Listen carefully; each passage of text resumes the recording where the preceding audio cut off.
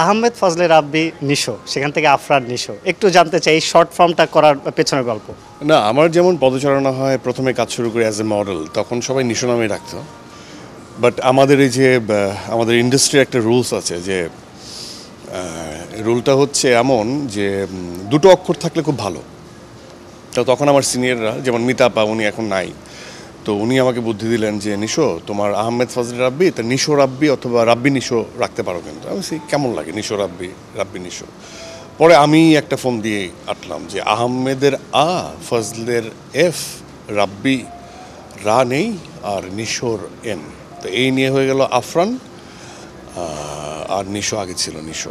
যদিও অনেকে একটু ভুলবশত আরফান বলে ফেলে, আরিফিন বলে ফেলে। তো এই জন্য আমি তাদের উদ্দেশ্যে বলি যে ছোটবেলায় মা মুখে দিছে জাফরান, আমার নাম আফরান, আমি আফরান নিশো।